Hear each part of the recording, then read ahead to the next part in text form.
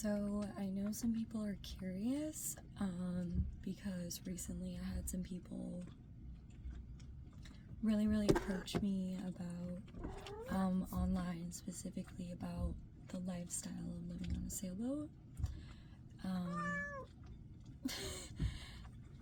With my cat Beano, we live on a compact 23D. I am going to be posting vlogs about living on tiny boats and what is it like living on a tiny boat. My boat really isn't that small, but the compact yachts, they're actually luxury yachts that are made kind of small, sailboats.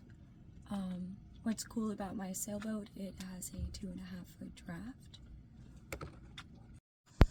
What's cool about a 2.5 foot draft, that means that basically I can go to, for example, if I want to take my boat up to the 10,000 Islands up in the Everglades, which I did that last year, but I did it with another boat, which that boat has a 5.5 foot draft. This one has a 2.5 foot draft, so I'm fixing up this boat specifically so that I also can go up to the reef. So yeah, I'm gonna be now posting like vlogs every day or every other day of what it's like living on a sailboat, because I want to get more people my age out of the 9 to 5 to experience true freedom, but also being your own business owner. So obviously living on a sailboat, the views are really truly beautiful. So last night I was cleaning and this morning what I have to do is basically get fresh water. Oh, actually I don't, my water's full, I'm sick. I gotta pour that in the front because I have a, I think 10-gallon bladder or 20-gallon bladder in my boat. And so kind of how to start my morning as a routine is I go out and I go check my lines. So that's what I'm gonna do. So it is super important to always check your lines. I check them every morning. The reason why is that when you're out on a mooring, your boat moves around a lot, especially mine. It moves around a little bit. So my lines, what happens is that sometimes they can get chafed up, but what I have is a chafe guard over my lines. But I always still come out here to check on my lines, make sure everything's good. Especially you want to make sure that you're not getting tied up in your mooring or your line is getting caught up in your keel. So the first thing I do is I'm just going to check my line.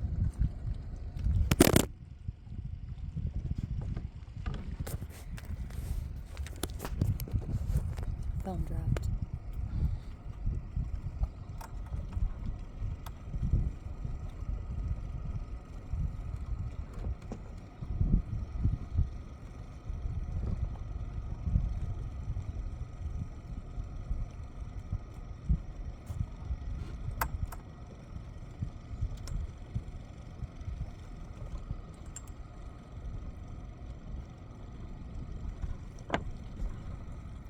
So my lines are looking pretty good.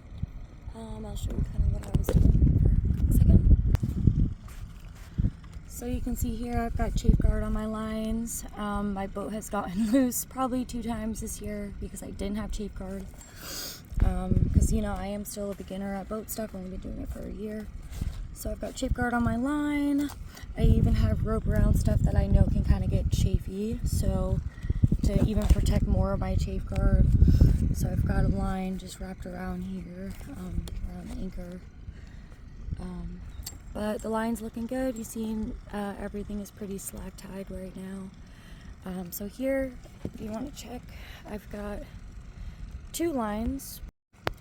So you first have like kind of your slack line, which is kind of like your backup line, and then you have your main line. So just in case the boat breaks or one line breaks, I have them protected and have another line catch me. Bing Bong likes looking at the sunrise in the morning. Don't you know? And what's cool today is I paying an excellent electrician, his name is Troy, to install my solar. I've got two 220 watt panels. So last year I was using a small little generator. Here I'm going to be geeked up with like full solar. And why I hired Troy is I had an electrical fire in my apartment 2 years ago because of faulty electrical wiring. So it's really important to me that any electrical wiring that you put in your boat or RV, any tiny home, whatever, it's done correctly. So make sure you hire people that are good. I pay Troy $120 an hour and he's worth $120 an hour. To show you kind of what's done so far. So basically I have two deep cycle batteries. They're connected, I think in series parallel so that everything can get charged at once. And what's cool is that he's put these little blocks in to help protect, and fuse blocks as well. He's put in basically a kill switch and some other stuff here. I don't really know because he's the electrician. I did go to school for engineering, but it doesn't mean I'm an electrical engineer. The joke that Troy and I made was, how many engineers does it take to install electrical? Not me. And then also the other thing I check is just on my dinghy. Make sure my dinghy line is good. Every time I come in, I always put my engine up just to make sure, you know, the less time your engine is in the salt water, the better it is. That's just something that I've learned. So I always keep my engine up before I go to bed. So this morning I need to go run some errands. So yeah, I hope you guys enjoyed just like a little bit of the morning routine of like owning a boat, what it's like. I water my plants every morning as it gets super hot out here. Not super hot actually, it's actually really nice this winter in the Keys. But yeah. I also have a shower on my boat, so I'm gonna get that hooked up and installed today. Just a big hook I'm gonna get to wrap around this so that the shower hangs low enough. Bing bong. So I have my own shower, even though the mooring field has showers. Sometimes I don't want to go all the way to the showers. So I've got my own little camper shower in here. This is my charge controller. This is the solar charge controller that I'm using, by the way, if anyone's curious. My inverter is installed on the other side. It's my dry suit, or wetsuit. Yeah, so this is the shower that I use. Boom. So this shower is really great, have no problems with it. So I installed a water pump. I have my own sink and running water, but I have a valve here that opens and closes that I can pump the water in here. And I have propane to heat up my shower. And I have a really dope shower head. And after I'm done taking a shower, I just kind of let the shower thing dry, and I always put it away just because I don't want rust or salt kind of getting on it. And yeah, so I'm really excited today. I'm going to be installing the rest of my solar. Hopefully it'll get done today. I really need it done today. Having no electricity on the boat has been kind of a little bit rough. I live pretty much off-grid, but I'm really excited this year to definitely be living more off-grid with the solar. I have two 220 watt panels, so that's plenty of power to like run a refrigerator. Not that I'm going to really need one, but I might be getting a small cooler that's electrical, but I'll show you guys how I store my food to keep cold. So, hi Dino. So in here I've got my cooler. I go to Key West Bite and I go get basically block ice. So here's my cooler. There's all my food. So I bought this block ice probably like 3 days ago. I gotta empty it because there's a lot of water now. But I bought this block ice 3-4 days ago, and all my stuff is still super cold. The block ice is like $20, so it lasts about 4 to 5 days. So that's what I'm doing for now until my solar's installed. So that's my little tour of living off-grid on my tiny boat. It's really not that tiny, but I love tiny sailboats. Last year I was on a really big boat, and it's okay. I actually kind of enjoy this. It's a little bit more manageable, and what's cool is that I can go to the reef. I can go to really like shallow areas where a lot of other boats can't go. So this year I'm going to be fixing the mast, rigging a new mast, and taking her out, and it's really exciting. I'm going to be going to the reef probably, I hope in 3 weeks. I can sail her out there. I just have the mast to fix, and she'll be ready to go. Thank you guys so much for watching, and if you have any questions, hit me up. And by the way, owning this boat, always want to have bilge pumps, stuff like that.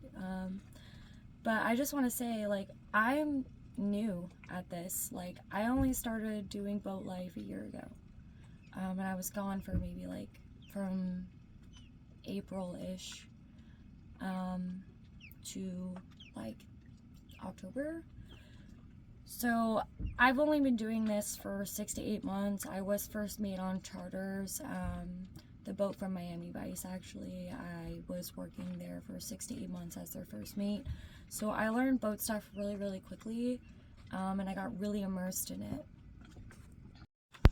So, you know, I never knew anything about boats before this. Like, so I think boat life, not only is it really peaceful, but it is really gratifying to live out in nature in this way, because living on the water is very difficult. When I first moved out here, first of all, I couldn't even find my boat because it got loose. Found my boat, but then there was like a leak that had to be fixed, so I had to do that. And my second night on the mooring, there was a storm where the wind was blowing like 30 to 50 miles per hour, and I was just like out on the deck doing my lines. No one else was out there. I was the only crazy effer out there, but I was working. I remembered I just moved all my stuff on the boat like 2 weeks ago. I moved my stuff on the boat 2 weeks ago, and the storm hit, and I was organizing all my stuff, putting it away while there was a storm. So what's cool is that like there's this chaos, but you can still make order of your life, which is kind of like what I love about living out here. It's definitely not easy, but the lifestyle is super gratifying. I also feel way more at peace with my life, with freedom and expression. And I run my business down here as well. The example is, I don't really talk about the money that I make, but I hope that this can inspire other young people to get their own business going and live a more simpler and materialistic lifestyle. And that's what definitely my fire taught me. My fire taught me to be less materialistic and be more present with your life and more happy with what you have. You don't need a lot to be happy, and you don't even need a lot to exist. You know, like, people look at my boat and they're like, how can you live on a sailboat? How can you do this? Because once you've realized the material isn't what's going to make you happy, you're going to search and seek out things that do. So my business, I do herbal medicine. I worked for Lonza. I left Lonza. And now I do this. And I've been doing my herbal business for about a year. And this year has been way more successful because I started doing new products and researching more. And I'm going to be writing more scientific journals because I don't have customers, I actually have clients. So last Friday, I went to the market and I made close to $1,500. So I usually average between $500. I can even go sometimes from $200 a day to $500 to $1,500 a day. It really depends on the traffic of people that come into Key West. I also have returning customers. excuse me, clients, not customers. I've returning clients. They always come back.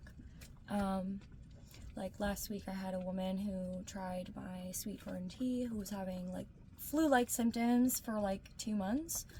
She tried my tea for a week, cured what she was going through, which sweet fern does help with gastrointestinal issues, and she came back and bought $300 worth of my stuff. I don't believe in big pharma.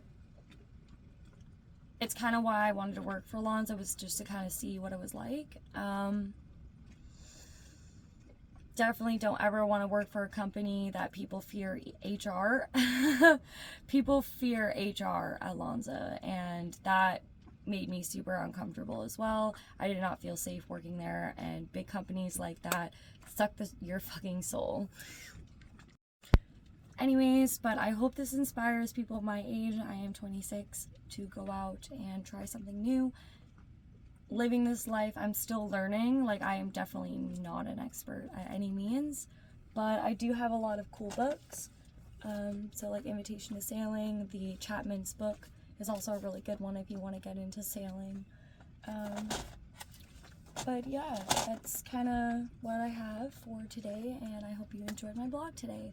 And if anyone has any questions, you're more than happy to reach out to, or please reach out to me. I am more than happy to answer any questions about the boat life, and I wish you all well, love, blessings, and beauty to each and every one of you. The best part about living on a boat, though, is this.